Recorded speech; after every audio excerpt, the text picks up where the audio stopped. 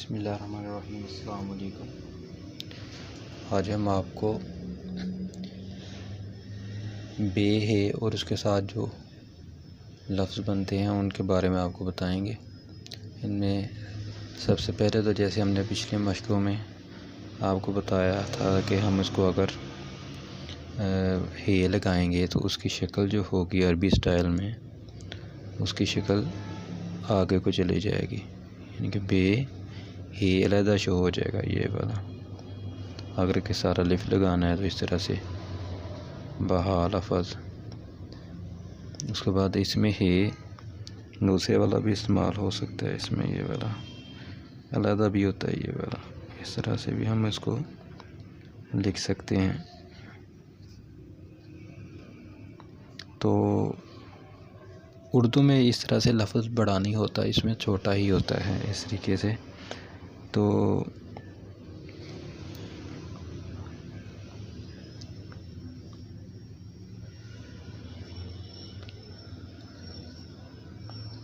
अगर आपने हे बड़ी हे लगाना है तो इस तरह से आप उसको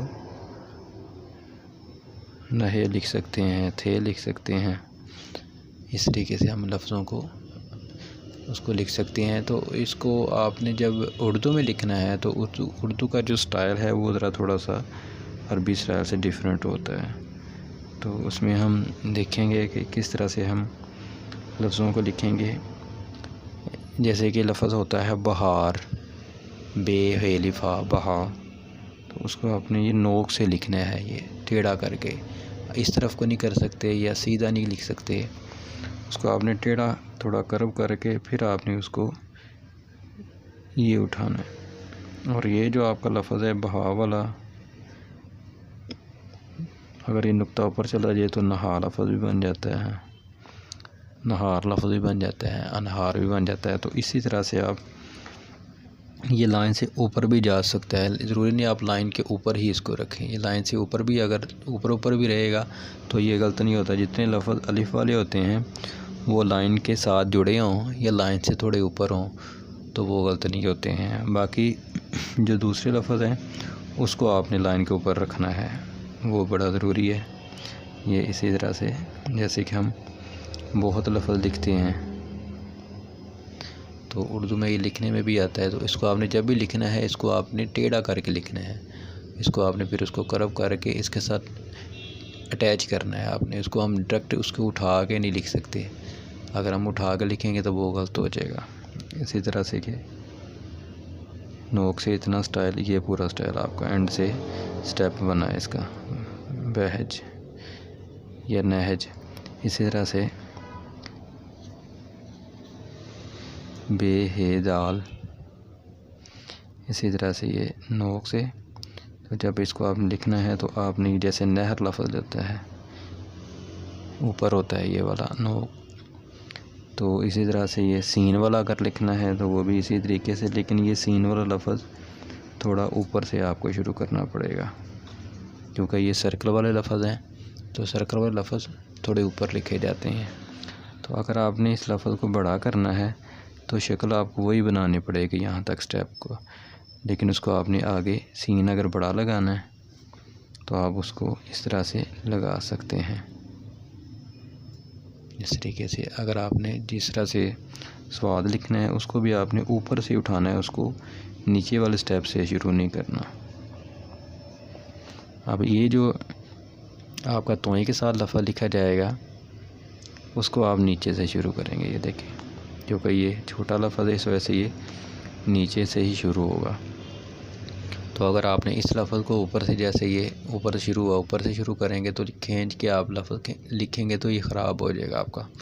इस वजह से आपने इसको जो है वो नीचे वाले स्टेप से शुरू करना है। इसी तरह से जब आइन वाला लफ्ज़ आगे आएगा आपका तो वो भी हमारा ऊपर से शुरू होगा, क्योंकि ये सर्कल वाले लफ्ज़ के साथ है, इस वजह से हमने उसको ऊपर से शुरू किया है। फ़े वाला लफ्ज़ में जब होगा तो वो स्टेप नीचे चला जाएगा, क्योंकि ये ऊपर से शुरू नहीं होता, ये सर्कल के बगैर है। आगे काफ जो है वो फिर आपका दायरे वाले लफ्ज़ में आ गया, तो इस वजह से इसको भी आपने ऊपर से ही शुरू करना है। ये देखें ना, स्टेप ये नीचे से है, ये ऊपर से है। अगर आप ये लफ्ज़ जो है ये नीचे से शुरू करेंगे और इसको ऊपर शुरू करेंगे तो वो गलत हो जाएगा। तो इसी तरह से बे हे काफ, जैसे बहक लफ्ज़ लिखा होता है, ये बहा की तरह ही जो कोई पहला लफ्ज़ हमने लिखा था बिल्कुल उसी तरह से ये, और ये काफ पूरा नारा आना चाहिए आपका, ताकि ये नीचे से आपका ये बराबर हो। इसी तरह से ये बहल या पहल लफ्ज़, इसको जब भी आप लिखें तो ऊपर से शुरू करें क्योंकि सर्कल वाला है। ये बहम लफ्ज़ होता है या नहम लफ्ज़ होता है, उसी तरीके से आपने। इसी तरह से ये नून के साथ जब जोड़ा है बहन लफ्ज़ होता है या पहन लफ्ज़ होता है, सिर्फ नुक्तों में फ़र्क आएगा, बाकी इसकी शक्ल जो है वो इसी तरह से लिखी जाएगी। बहू में आपका वो उसी तरह से मूव करके इसको नीचे, फिर आप पहले आप नुक्ता लगाएं क्योंकि बे पहले आ रहा है, हे उसके बाद में आए, थोड़ा नीचे आएगा क्योंकि ये हे उसके बाद आ रहा है। जो बाद में लफ्ज़ आएगा वो अगली साइड पे और नीचे लिखा जाएगा। बहा ये तरीके से, ये बही या नहीं लफ्ज़ इसी तरीके से, और इसी तरह से बही लफ्ज़ जो होता है उसी तरीके से हम इसको लिख सकते हैं।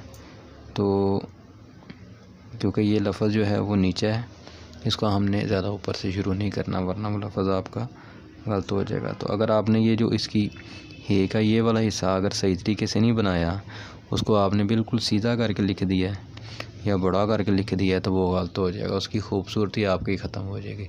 ये देखें ना, हे जो है हुक की तरह आपका हे नज़र आना चाहिए। इसकी ये शक्ल है, आपने इस तरीके से टेढ़ी करके लिखनी है। तो अगर आप ये हे ठीक नहीं लिखेंगे तो आपके सारे लफ्ज़ गलत हो जाएंगे, क्योंकि इसकी खूबसूरती इस हे से है और पहचान भी हे की यही है। अगर आप ये नहीं लगाएंगे तो आपका हे जो है वो पढ़ा नहीं जाएगा। तो इंशाल्लाह आपको अगली मशक में हम आपको जो दूसरी है दो चश्मी हे वाली है उसमें जो लफ्ज़ बनते हैं उनके बारे में आपको इंशाल्लाह बताएंगे। तब तक अपना ख्याल रखिएगा। अस्सलामु अलैकुम।